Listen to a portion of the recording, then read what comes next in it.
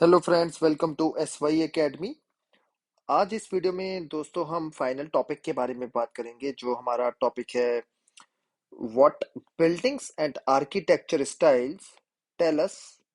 ठीक है, मतलब जो ओवरऑल इस चैप्टर में पढ़ते हुए आए हैं, nothing special to be honest. But एक आपको क्या दिखेगा कि एक अच्छा सा एंड कर रखा है यहाँ पे चैप्टर का, जो हमें थोड़ा सा ध्यान देना होगा।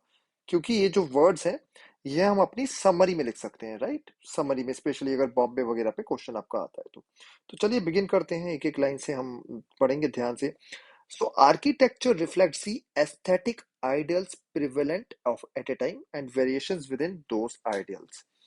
तो जो आर्किटेक्चर है दोस्तों, अगर हम देखें तो वो हमें बताता है कि उस टाइम में क्या क्या आइडियाज चलते थे, लोगों की सोच कैसी थी। अलॉन्ग विद दैट हमें ये भी बताता है कि कौन कौन सी वेरिएशंस एग्जिस्ट करती थी। जैसे हमने बॉम्बे के स्टाइल में भी तीन स्टाइल चेक कर लिए, राइट। उसके बाद अगर आप आर्किटेक्चर में जाए तो सिर्फ यहाँ बात करने की जरूरत नहीं, इवन मुगल टाइम में अगर हम चले जाए तो आपको मुगल आर्किटेक्चर अलग अलग दिखते हैं। फॉर एग्जाम्पल, आपको रेड सैंडस्टोन में आपको लाल किला दिखता है, उसी टाइम में ताजमहल बना मार्बल से। ठीक है। रेड फोर्ट दिल्ली का किससे बना? मार्बल से बना, सॉरी। रेड फोर्ट जो है दिल्ली का लाल किला, वो लाल पत्थर से बना, रेड सैंडस्टोन। और हमारा ताजमहल देखेंगे तो मार्बल से कंप्लीट बना हुआ है।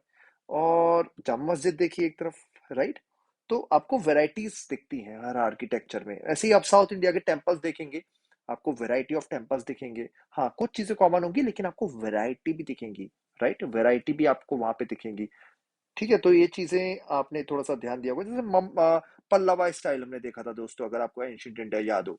वहां पे हमने ममल्लापुरम के स्टाइल्स देखे थे, हमने डिफरेंट डिफरेंट रॉक स्टाइल। उसके पहले हमने देखा था मोनोलिथ, एक ही पत्थर से पूरा का पूरा मंदिर बन जा रहा था।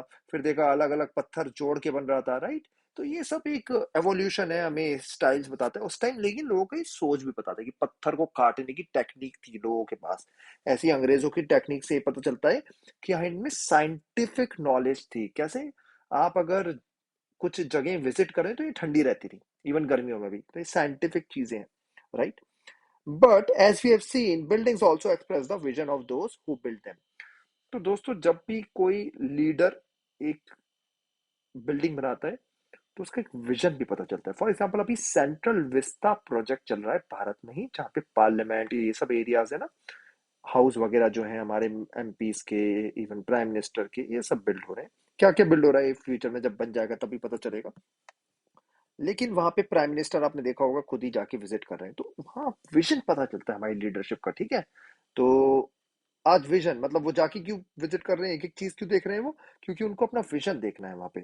सिमिलरली आप देख सकते हैं, शाहजहां ने ही केप्ट ऑन क्वेश्चनिंग की जामा मस्जिद बनने में इतना टाइम क्यों लग रहा है, राइट।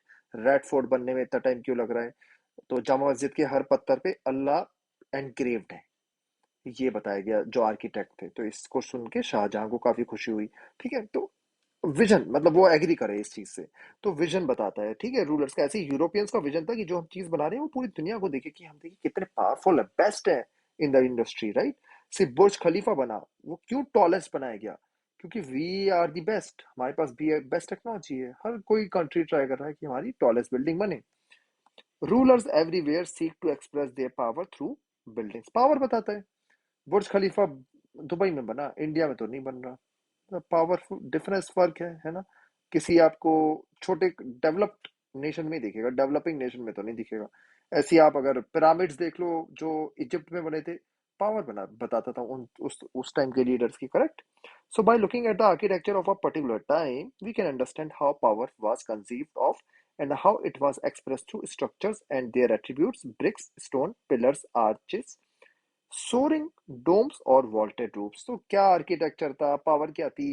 एक और चीज दोस्तों पता चलती है कि जब भी वो आर्किटेक्चर बना था, इसका मतलब वो सिटी उस टाइम में काफी इंपॉर्टेंट था। जैसे आगरा है, आगरा आज की इंपॉर्टेंस क्या है? कुछ नहीं है Agra. Just to tell you ना, सॉरी टू दोस्त friends who are from Agra. But Agra कुछ नहीं है अगर आप ताजमहल, रेड फोर्ट मतलब आगरा का किला, और वो जो इन वेरियस आर्किटेक्चरल जगह हैं वो हटा दें ना, क्या है आगरा? मतलब it's like another, just another city. शायद सिटी भी ना रहता, राइट। आज कुछ नहीं है, इतना कुछ नहीं है। लेकिन हमें ये पक्का पता चलता है कि हाँ, एक टाइम में ये इंडिया का ही नहीं, शायद एशिया का बेस्ट सिटी हो सकता है, वर्ल्ड का भी बेस्ट सिटी हो सकता है। राइट, एक टाइम में ऐसा हमें देख के लगता है। तो यहाँ पे जो लिखा है कि it expressed how power was conceived of, power कैसे थी, कहाँ लाई करती थी। जैसे इजिप्ट में एक टाइम में one of the best country होगा दुनिया का, क्योंकि वहाँ इतने बड़े बड़े पिरामिड्स बनाने की कैपेबिलिटी थी रूलर्स के पास। राइट, एंड पावर कैसे कंसीव्ड होती है ना। उसके साथ साथ how it is express through various means, कि आप ब्रिक से बना रहे हो, स्टोन से बना रहे हो, पिलर्स खड़े कर रहे हो। जितने बड़े बड़े टेम्पल खड़े करे हैं, चोलास के बड़े बड़े टेम्पल है।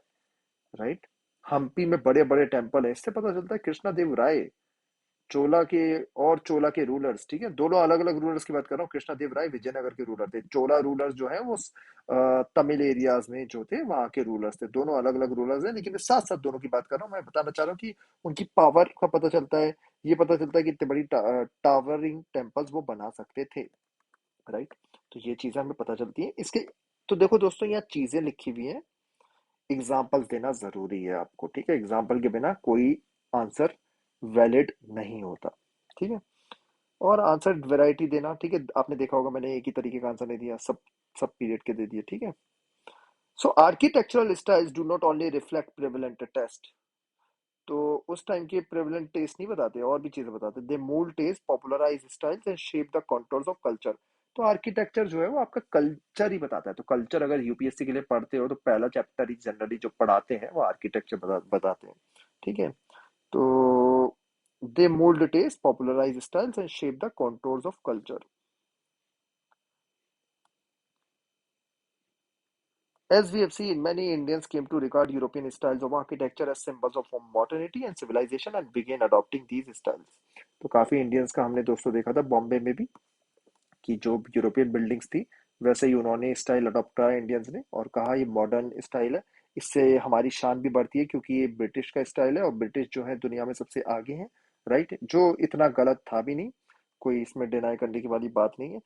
राइट, लेकिन सारे इंडियंस इससे एग्री नहीं करते थे। But not all Indians thought alike, many rejected European ideals and tried to retain indigenous style. तो काफी लोग बोलते थे हमारा जो अपना स्टाइल है, हमारा जो आर्किटेक्चर हम फॉलो करते हुए आ रहे हैं जिस रीजन में भी हमें, वो बेस्ट है, हम उसे ही फॉलो करेंगे, हम यूरोपियन स्टाइल फॉलो नहीं करेंगे। और इससे हमें और यूरोपियन में डिफरेंशिएशन भी रहेगा।